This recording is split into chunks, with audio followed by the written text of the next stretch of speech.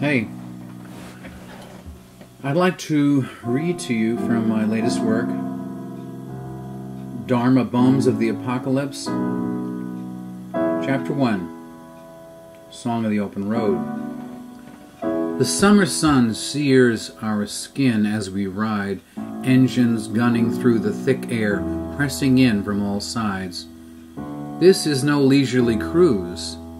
We're chasing after something, a feeling, that itch in your soul pushing you onward to new frontiers.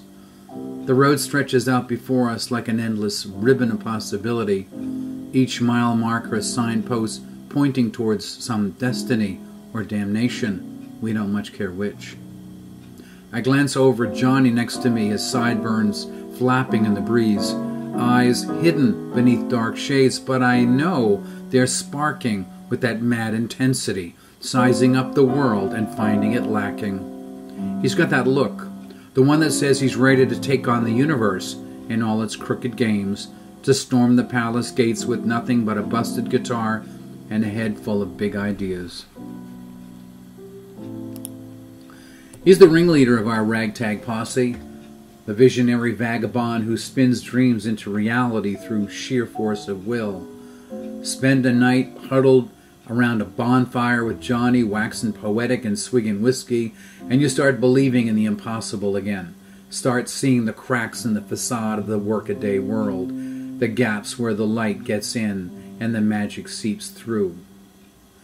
That restless yearning is what drew us together that first humid evening under the pier at Fort Hancock on Sandy Hook, New Jersey, a bunch of misfits and rebels shunning the masses, holed up in our driftwood sanctuary, pouring out fever dreams and plotting our grand escape.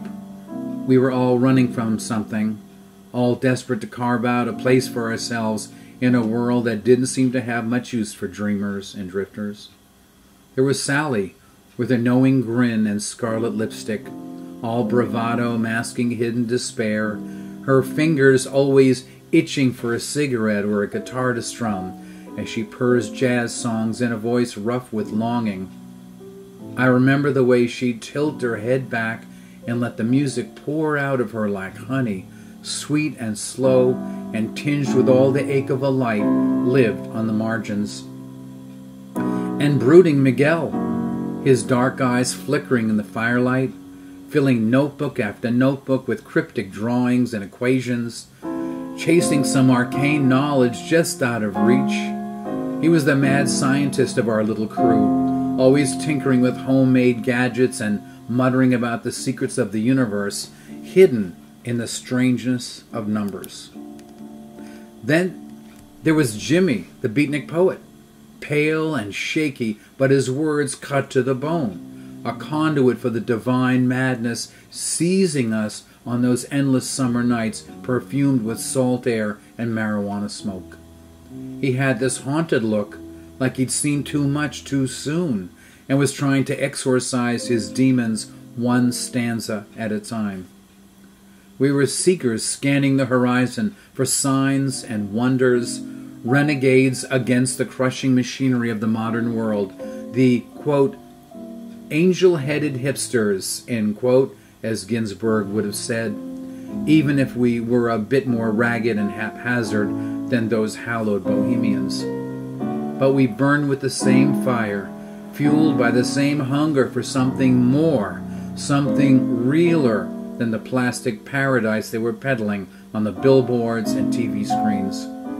Our slapdash education took place sprawled on blankets, passing dog-eared paperbacks with rumpled covers bearing totemic names: Rimbaud, Baudelaire, Nietzsche, Huxley, revelations unfolding line by line in the dancing shadows between the slugs of cheap muscatel. We were young and drunk on the heady brew of ideas, convinced that if we could just find the right combination of words and wild living, we could crack the code of existence wide open. We fancied ourselves philosophers, visionaries, mystics in training on a crash course to enlightenment or oblivion, with no patience for half measures in between. The world was a site for begging to be decoded, a mystery crying out for the sledgehammer of our insight to smash it into dazzling fragments of truth.